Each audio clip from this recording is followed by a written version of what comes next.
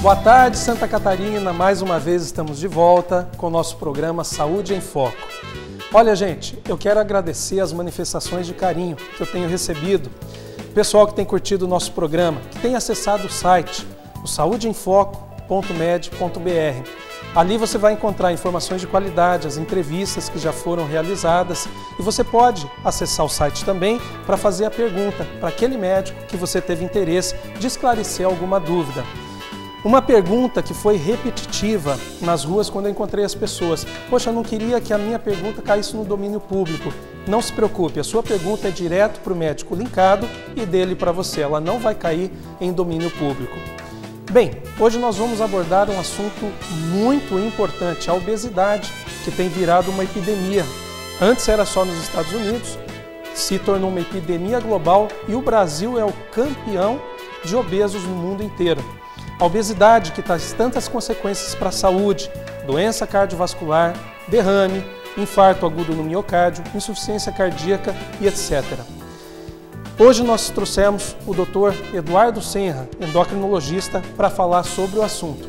Logo, depois do nosso intervalo. Me aguarde, eu já volto. Programa Saúde em Foco com Dr. Deviene. Oferecimento Card Clube. Card Clube, um clube de vantagens. Slaviero Benefits. Beneficiamos quem merece e precisa. Óticas Via Visão. Breve em Santa Catarina. Oftalmos. Clínica de Olhos. Olá, você sabia que a catarata é a maior causa de cegueira reversível no mundo? A visão embaçada e a sensação de nuvem no campo de visão podem ser um sinal da doença. O tratamento é simples, feito com uma cirurgia rápida e segura, e a recuperação muito tranquila. Entre em contato, nossa equipe vai ter imenso prazer em atendê-lo. Até o próximo encontro. Oftalmos Clínica de Olhos, especializada no tratamento de doenças oculares.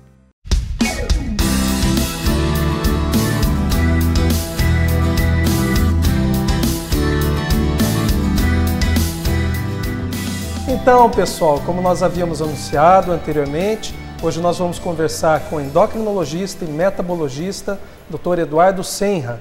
O Dr. Eduardo, ele é especialista em endocrinologia pelo Instituto Estadual de Diabetes e Endocrinologia do Rio de Janeiro. Boa tarde, Dr. Eduardo, seja bem-vindo ao Saúde em Foco. Boa tarde, obrigado pelo convite. Muito bem. Nossa primeira pergunta a respeito do tema, evidentemente, parece que existe uma epidemia mundial, uma epidemia nacional de obesos, quer dizer, as pessoas estão engordando, mas isso é uma verdade já convicta e já sabida ou é especulação? Não, realmente a obesidade tem aumentado de forma exponencial, em especial em países em desenvolvimento. O Brasil não foge dessa regra e os dados estatísticos do IBGE nos últimos anos, de 2008, 2009, revelam um aumento absurdo da obesidade, tanto em homens, mulheres e crianças principalmente. Hoje, basicamente, 1 em cada 3 crianças está acima do peso. Os adultos, entre os homens, praticamente a metade dos homens também estão acima do peso. E as mulheres também não fogem dessa regra. Sendo que no sul do país a incidência ainda é um pouco maior que no restante do país. Então, realmente, a gente tem que ficar muito atento e tomar medidas preventivas para realmente tentar reverter essa situação, que no futuro tendem a trazer uma série de problemas de saúde em geral para a população. Eduardo, você sabe dizer para a gente, para o telespectador, o que tem causado, a gente pode chamar isso de epidemia de obesidade, o que tem causado essa epidemia de obesidade? Então, essa é uma questão muito importante no consultório, as pessoas nos perguntam e levanta-se muito a questão da genética, mas a genética ela não mudou e ela não muda assim em poucos anos. Então, realmente o que tem chamado a atenção dos pesquisadores é a questão da diminuição da atividade física, como em alguns países o fator mais relevante, porque algumas pesquisas mostram que, a despeito de se manterem níveis de ingestão calórica, de alimentos parecidos, a obesidade vem aumentando. E, então se atribui muito à diminuição da atividade física, do sedentarismo em todas as faixas etárias como um grande fator causal da obesidade. Mas é óbvio que a gente não pode deixar de lado a importância da alimentação, dos fast foods, né, que realmente estão cada vez mais presentes no nosso dia a dia, a vida corrida, a falta de tempo para nos dedicar a uma alimentação mais equilibrada, a compra de alimentos mais saudáveis, ao preparo de alimentos mais saudáveis, nos tem levado à ingestão desse tipo de comida, pela facilidade que a gente encontra, mas que infelizmente acaba trazendo consequências para a saúde de todos nós. É lógico. Então, quer dizer, você come hambúrguerzinho rapidinho, come cachorrinho quentinho rapidinho, o refrigerante, todos os alimentos embalados, ricos em gordura, evidentemente que isso vai ter uma consequência. Sem dúvida nenhuma. E uma coisa que às vezes chama a atenção, que as pessoas perguntam, mas por que a gente só gosta dos alimentos mais calóricos, né? Isso é um azar? Não, na verdade não é um azar, né? Assim, ao longo da evolução da espécie, foi muito interessante para os seres humanos ingerirem alimentos altamente calóricos, né? Lê-se geralmente os alimentos mais gordurosos, né? Porque os alimentos açucarados, em princípio, o que a gente encontra na natureza é basicamente o mel, enfim, o restante não é tão doce assim.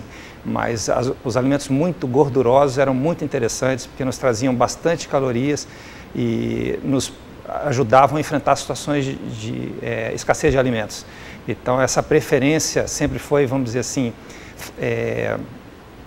selecionada pela natureza. Esse comportamento de gostar mais de alimentos muito calóricos, normalmente os mais gordurosos, sempre foi interessante para a espécie. Só que hoje deixou de ser, só que a preferência continua. Mas todo ser humano normal tem essa preferência. Eduardo, não é assim uma condição rara, pelo menos na minha experiência, pelo menos, em relação à oftalmologia, né? Nós pegamos muitos pacientes com as doenças derivadas de problemas metabólicos, como por exemplo a retinopatia diabética. E a gente vê grande parte do público diabético extremamente obeso ou acima do peso. E isso, lógico, tem a ver com metabolismo, tem a ver com todas as consequências. Bom, o que eu quero perguntar, o ponto que eu quero chegar é o seguinte. Poxa, doutor, eu vivo fazendo dieta minha vida toda, semana inteira eu passo em cima de uma risca pré-determinada pelo meu endocrinologista. Fim de semana eu como um churrasquinho, um pedacinho disso, um pedacinho daquilo, engordo tudo de novo. Isso é verdade mesmo? É falta de controle da pessoa? De onde vem esse negócio? Bem, eu acredito que a maioria das pessoas subestime a ingestão calórica. Então, as pessoas às vezes tendem a relatar ou perceberem que ingeriram determinados alimentos quando estão nas suas refeições principais, mas às vezes deixam de levar em consideração pequenos lanches, pequenas extravagânciazinhas que fazem, como uma bolachinha, um refrigerantezinho, um suquinho, que às vezes não é tão, apesar de natural, também tem calorias, e nesses pequenos intervalos, às vezes comem calorias que às vezes são muito significativas e que contribuem bastante para a obesidade. Então, realmente é difícil você pegar um ser humano que come muito pouco, come de forma muito assim, correta e mesmo assim continua a engordar.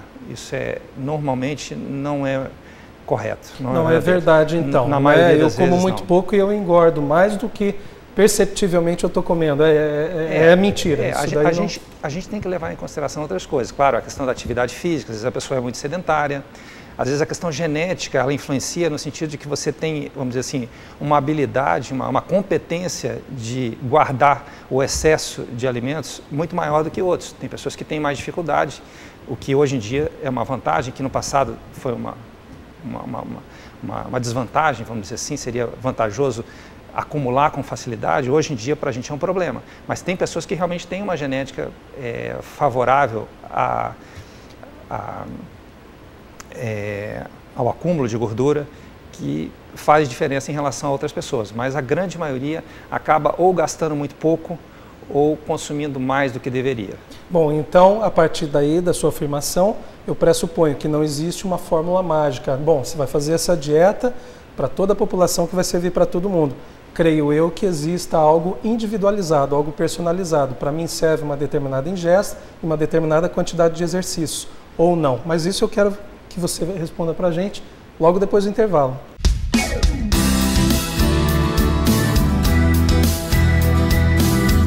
Nosso tema de hoje, cirurgia para eliminar o óculos. É a cirurgia refrativa com laser, rápida e indolor. Para você, até nunca mais. E para você, até a próxima. Oftalmos Clínica de Olhos, especializada no tratamento de doenças oculares.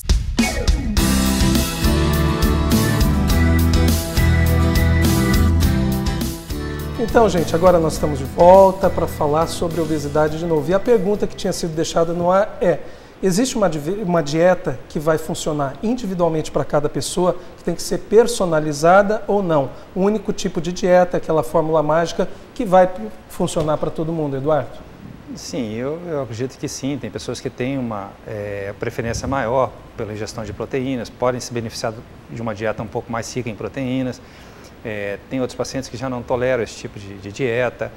A questão dos horários também é uma coisa que tem que ser individualizada. Os tipos de alimentos, tem pessoas que têm algumas peculiaridades, podem ter intolerância à lactose, podem ter intolerância ao glúten, precisam de uma dieta um pouco mais pobre em colesterol ou pobre em sódio. Então, sem dúvida nenhuma, eu acho que uma abordagem individualizada enriquece o tratamento, facilita o resultado final. Então, se a gente for classificar, o que seria ideal? Né? Nós temos uma formulazinha simples para o telespectador. Nós temos que ter tanto tempo de atividade física melhor é essa. Tantas calorias em alimentos, o melhor alimento é esse, é aquele. O que a gente poderia passar de informação simples para as pessoas entenderem? Bom, eu devo comer isso, fazer tantas horas de exercício e evitar tais e tais alimentos. Perfeito, acho que essa é uma questão bem interessante e realmente não é complicada. A preconização hoje é que a gente faça no mínimo 150 minutos de atividade física por semana. Isso dá em média 30 minutos, 5 vezes por semana. Pode parecer muito, mas se levar em consideração que o ser humano sempre, enfim, nos seus primórdios, vivia caçando em busca de alimentos, caminhando longas distâncias, realmente 30 minutos por dia não significa nada. Mas realmente é o mínimo necessário. Seriam esses 150 minutos semanais. Em relação à alimentação, uma pessoa que faça uma dieta entre 1.200 e 1.500 calorias dificilmente não irá perder peso, tá? Mas é claro que algumas pessoas precisam de dietas um pouco mais restritas. Mas dietas muito restritas, por exemplo, abaixo de 800 calorias por dia, a gente não recomenda fora de um ambiente médico ou hospitalar, enfim. Então, realmente, o exagero costuma trazer algum risco. Você perguntou também sobre... Os alimentos que devem ser ingeridos e aqueles que devem ser evitados. A gente deve dar preferência aos alimentos integrais, por exemplo, dentre os carboidratos, né, são, por exemplo, o pão integral, o arroz integral, as frutas com suas fibras, e não só, às vezes, o suco da fruta, coar a fruta, o suco da fruta, isso não é uma boa prática, né? As fibras têm o papel de saciar, de ajudar na melhora do trânsito intestinal, fazendo com que na prática a pessoa não tenha vontade de comer o tempo todo, pelo grau de saciedade prolongada que as fibras trazem. Dentre as proteínas, que seriam as carnes, o ovo, enfim, os queijos, dê preferência sempre às carnes magras, aos queijos magros. E lembrando que no ovo a clara é extremamente saudável, uma proteína de excelente qualidade, muito barata, e só a gema traria algumas consequências para alguns pacientes em especial no que diz respeito ao colesterol. Mas nada que você não possa comer, às vezes alguns ovos com uma diminuição dessa quantidade da gema, né? Você pode retirar, enfim, não consumi-la integralmente. E claro, as verduras, os legumes, as frutas são extremamente importantes para a saúde em geral, para a imunidade, para nos ajudar a nos saciar, né, por preencherem um espaço no nosso estômago com alimentos mais saudáveis, porque às vezes as pessoas se saciam com o volume, então se comerem esses tipos de alimentos mais saudáveis, a saciedade virá sem ter necessariamente comido só alimentos altamente calóricos. Então, eu acho que toda refeição deveria ter basicamente isso: um bom carboidrato, que são de preferência os integrais, uma boa fonte de proteína, porque a proteína ajuda a saciar de forma também prolongada, fazendo com que a pessoa não fique o tempo todo querendo comer, e os alimentos reguladores, que são os vegetais em geral, as frutas. Eu não adicionaria as gorduras na minha sugestão, porque elas naturalmente acabam por vir na dieta tradicional, no preparo do alimento, embutidos na própria carne. Então, a necessidade de adicionar a gordura, a não ser um azeite de oliva, que é tão calórico como qualquer outra gordura, diga-se de passagem, mas pelo menos é saudável, se não for consumido em grandes quantidades, é um bom alimento. mas realmente o consumo deve ser moderado. Uma pergunta. As pessoas que praticam exercício, a gente vê nas academias que são vendidos livremente alguns produtos. E uma coisa me chamou a atenção, eu fiquei curioso em relação aos ditos termogênicos. É fato mesmo que esses medicamentos aceleram o metabolismo, eles são substâncias indicadas, você tem que ter alguma atenção ou cautela em relação ao uso desse tipo de medicamento? Então, alguns termogênicos, os mais famosos aí que a gente tem visto a população fazendo uso, eles foram proibidos no Brasil pela Anvisa, mas realmente eles têm uma ação termogênica. Alguns pacientes realmente não podem fazer uso, né? No Brasil, teoricamente, ninguém poderia fazer uso, porque a Anvisa não liberou. Mas, teoricamente, os pacientes que têm alguma tendência à arritmia cardíaca, que têm hipertensão arterial, que já têm, às vezes, algum distúrbio psiquiátrico, podem ter alguns efeitos colaterais mais acentuados com esse tipo de produto. Então, realmente, a recomendação é para que não se faça uso. E qual é o efeito desse termogênico? Por que ele vai aumentar o gasto de calorias, ajudando a pessoa a emagrecer? São substâncias que aceleram o metabolismo, afim, o mecanismo farmacológico eu realmente não saberia te dizer, mas realmente ele tem esse impacto, mas a pessoa se sente também mais estimulada, assim, mais excitada e com mais dificuldade de dormir e, enfim, com maior vontade de se exercitar. Agora, o mecanismo exato do ponto de vista farmacológico eu não saberia te dizer. E como é que eu vou saber? Qual é o ponto de partida, aquele ponto de equilíbrio? Você a partir de agora você tem excesso de peso, a partir desse determinado ponto você é obeso. Não é só olhar no espelho, né? Então, na prática a gente usa muito o índice de massa corporal, né, mais conhecido como IMC, que é uma continha simples, você coloca a altura dividido, o peso dividido pela altura ao quadrado, sendo a altura em metros, por exemplo, 1,80, 1,50, vezes 1,50, e aí o peso dividido por esse resultado dessa continha que fica na parte de baixo da equação. Mas é uma forma grosseira de se analisar. Às vezes uma pessoa muito musculosa, ela pode aparecer como obesa no IMC, mas a gente tem que ter esse bom senso que a composição corporal interfere, porque quando você diz que uma pessoa é obesa é porque ela não tem excesso de peso, ela tem excesso de gordura, né? O peso pode ser alto, mas pode ser de massa muscular. Mas na prática o que a gente usa é o que todos os institutos de pesquisa utilizam, então ele é muito fácil de ser executado, mas a partir de 18,5 a gente considera, o sobrepeso é a partir de 24,9. Vamos voltar, um pouquinho. Então, o normal é de 18,5 até 24,9. Abaixo disso é baixo peso, né? Em alguns casos está relacionado a problemas de saúde, não necessariamente. Tem que se analisar individualmente cada caso. De 24,9 até 29,9 a gente chamaria de sobrepeso, né? Estaria a caminho da obesidade, e acima de 30 a obesidade declarada. Eduardo, aí eu acho bastante interessante esclarecer essa diferença, né? Esse divisor de águas. O que é o sobrepeso? Por que o nome sobrepeso e o nome de obesidade? Quer dizer, um é apelido do outro ou realmente existe uma diferença no sentido prático falando? Tem uma pequena diferença, sim. As pessoas que entram na faixa do sobrepeso, elas começam a ter a maior chance de terem doenças associadas à obesidade. A hipertensão, diabetes e outras doenças correlacionadas. E já a partir da obesidade, o aumento é exponencial, é bem maior. Mas há uma diferença clara entre as pessoas que estão na faixa de peso normal em relação à incidência de doenças, das que estão realmente na obesidade. Realmente o aumento é significativo. Bom, o que eu quero abordar agora é o seguinte: quais as consequências da obesidade? Quer dizer, ela traz doenças para a gente, né? E quais os tratamentos alternativos para aquela pessoa que não consegue de forma nenhuma emagrecer? Depois do nosso intervalo, fique ligado, não saia daí.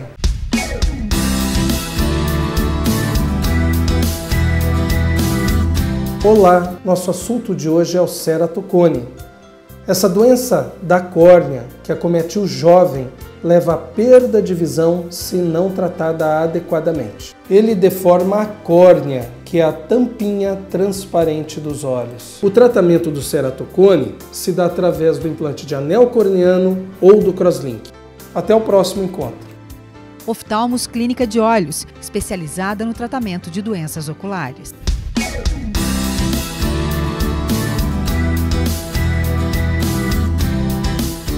É isso aí, gente. Então, nós estamos de volta com o programa Saúde em Foco. E lembrando, hoje o nosso assunto é da obesidade. Por falar em obesidade, existindo uma epidemia mundial e dentro do nosso país de obesidade, uma condição que fisicamente faz extremamente mal para o ser humano, o Dr. Eduardo Senra respondendo algumas perguntas aqui. E a primeira pergunta que eu deixei no ar, quais são as consequências da obesidade? Ela leva a pessoa a ter que doenças? Então, as mais conhecidas, as mais frequentes são a hipertensão, o diabetes, mas a gente não pode esquecer dos problemas ortopédicos relacionados à obesidade, problemas de coluna, esporão de calcânio, problemas de joelho, enfim, problemas articulares às vezes graves. E agora, é claro, existem obesos que são saudáveis, por incrível que pareça, assim, porque não apresentam nenhum dos distúrbios metabólicos que normalmente estão correlacionados à obesidade. Só que, mesmo assim, ainda no futuro elas podem ter problemas mais sérios, principalmente relacionados à sobrecarga cardíaca que o excesso de peso gera. Então, a incidência de insuficiência cardíaca em grandes obesos, mesmo aqueles que não têm nenhuma outra doença associada, também é muito maior. Então, a mortalidade é maior nos pacientes obesos, isso a gente não pode esquecer. Eduardo, quando que você vai indicar para o seu paciente, quer dizer, aquela pessoa ela não conseguiu emagrecer de jeito nenhum. O implante daqueles balões intragástricos, a própria cirurgia bariátrica, quando que você determina, não, a partir daqui é o momento para eu indicar para o meu paciente um desses procedimentos? Perfeito. O caminho, o primeiro passo é sempre a pessoa tentar uma dieta mais equilibrada, a realização de exercícios físicos, e não tendo sucesso aí, o próximo passo seria a busca de um especialista para uso eventual de alguns medicamentos, para que a gente consiga fazer a tão propalada reeducação alimentar, que é fundamental. O uso de medicamentos não exclui a necessidade dessa reeducação alimentar, elas não se contrapõem, pelo contrário, elas se somam. E não tendo sucesso, a gente, em casos graves de obesidade, a gente tem a opção da cirurgia bariátrica. O balão a gente reserva para algumas situações especiais. Geralmente são pacientes muito obesos que têm dificuldade até de serem transportados na mesa cirúrgica, numa maca hospitalar, e realmente eles precisam emagrecer para ficarem gordos, para serem submetidos à cirurgia. Que barbaridade. Porque eles estão muito acima do peso. Então, realmente, a impossibilidade técnica da cirurgia é muito grande. Então, o balão é interessante, a gente coloca, fica ali por uns 6 meses, há uma perda de peso importante e aí depois se indica a cirurgia. O balão também pode ser indicado para pessoas que têm contraindicação à cirurgia e têm uma obesidade muito severa, ele é mais uma das opções terapêuticas. Mas ele não é uma opção tradicional para qualquer pessoa, porque a tendência é que você, ao retirá-lo depois de 6 meses, que a pessoa volte a engordar com uma facilidade muito grande. Então, realmente, é um pouco complicado assim uma obesidade tradicional. Eu acho que ele não é a opção imediata depois da falha do tratamento clínico, o uso do balão. Ele realmente é para situações muito especiais. Já a cirurgia, a gente tem indicado para, primeiro, pacientes que passaram realmente por tratamentos clínicos, né? Não pode ser como uma primeira opção, isso faz parte das recomendações do Conselho Federal de Medicina.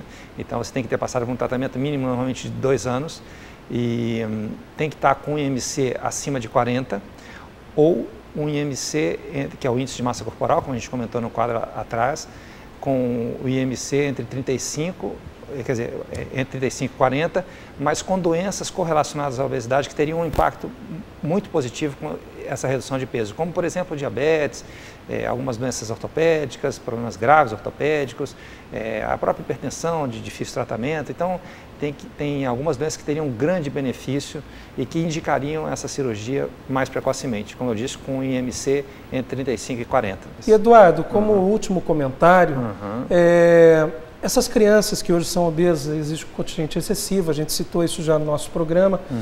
Essas crianças que futuramente vão ser muito possivelmente obesos, às vezes obesos mórbidos, a partir de já, o que você tem de conselho para dar para as mães, para os pais, que tem que ser realmente um corte doído aí? Primeiro, sempre lembrar que os pais são o exemplo para os filhos, né? Então, se você realmente tem uma alimentação desequilibrada diante dos seus filhos, dificilmente eles vão ter a iniciativa de buscar uma alimentação mais saudável. Eu sei que isso não é fácil, sei que ninguém faz isso de propósito, mas é uma coisa a ser pensada, porque realmente o que eles aprenderem agora com vocês, eles provavelmente vão tentar seguir para o resto da vida. A outra questão é que realmente a criança ou o adolescente que chega à idade adulta já obeso, eles têm uma dificuldade enorme de reverter isso na idade adulta. Então, o momento de atuar é agora, não é esperar a pessoa amadurecer para tentar ela entender o processo e tentar mudar. Dificilmente isso irá acontecer se ela chegar à idade adulta acima do peso. A questão, claro, da atividade física é fundamental, as crianças têm que ser estimuladas a brincarem um pouco mais, a se divertirem um pouco mais, a ingerir menos fast foods, deixar isso para situações especiais e não rotineiras. E é um dado também interessante que eu acho que vale a pena colocar, que quando você assiste muita televisão, a tua chance de obesidade aumenta enormemente. E a gente tem que se preocupar realmente, porque essa geração lá na frente vai passar por problemas difíceis. Talvez o que a geração americana hoje está passando, que me parece, é uma opinião pessoal, mas que o governo americano já meio que desistiu da situação dos obesos adultos. Eles estão investindo muito na obesidade infantil, porque realmente cuidar da obesidade já instalada, de adultos com hábitos muito ruins, é muito mais complicado. É melhor atuar agora ainda sobre as crianças. E os colégios têm um papel muito importante nisso, os pais têm um papel importante, enfim. Então, quer dizer, vamos correr, vamos botar os filhos para correr, dentro daquilo que é desejável e dentro daquilo que é sustentável para cada pessoa. E vamos ter uma alimentação mais saudável. Eduardo, te agradeço imensamente a presença, sua presença no programa foi altamente enriquecedora e olha, eu tenho certeza que isso é um tema para horas e horas de conversa. Certamente eu vou te chamar aqui de volta para a gente conversar mais sobre esse assunto tão importante, que é a obesidade e os males que ela faz para o ser humano. Te agradeço. Obrigado pela oportunidade, acho que realmente é um tema extremamente relevante, que as pessoas têm que perder um pouquinho mais de tempo, observar um pouco mais sobre esse assunto e tentar ter um estilo de vida mais saudável. Obrigado.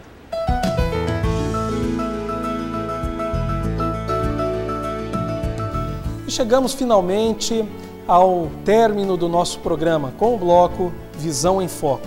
Hoje eu vou falar para vocês da retinopatia diabética. O que é isso? Retinopatia diabética é a doença dentro dos olhos desenvolvida pela pessoa que tem diabetes.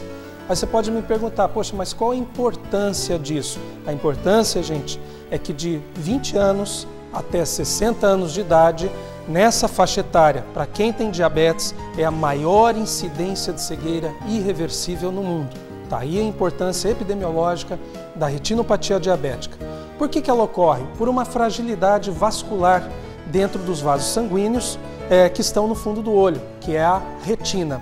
Esses vasos sanguíneos eles começam a sangrar, por consequência produzem áreas isquêmicas, isto é, de baixa oxigenação, e vão infartando, vão perecendo. Todo o tecido que vai perecendo, tecido vivo que morre, automaticamente perde a função. E é isso que acontece na retinopatia diabética. O tratamento para a retinopatia diabética, ora é feito com laser, ora é feito com injeção intravítrea, a injeção dentro dos olhos, e quando a situação já avança demais, é feita também com cirurgia. Mais importante de tudo é lembrar, controlar o diabetes, o perfil metabólico, ter boa alimentação e uma prática cotidiana de exercícios. Talvez não evite, mas vai impedir que as piores consequências do diabetes, sendo uma delas a retinopatia diabética, venha a acontecer. Fique ligado, se cuide. E aqui chegamos ao fim do nosso programa Saúde em Foco, hoje abordando sobre a obesidade e suas consequências para a saúde, com o Dr. Eduardo Senra, endocrinologista e metabologista. Abordamos também sobre a retinopatia diabética, uma das principais causas de cegueira irreversíveis do planeta. Obrigado pela sua companhia. Você quer mais informações, ouvir as entrevistas anteriores ou fazer alguma pergunta para um dos nossos convidados? Acesse o saudeinfoco.med.br e lá você vai encontrar mais informações. Gente, um grande abraço no coração e até o próximo programa.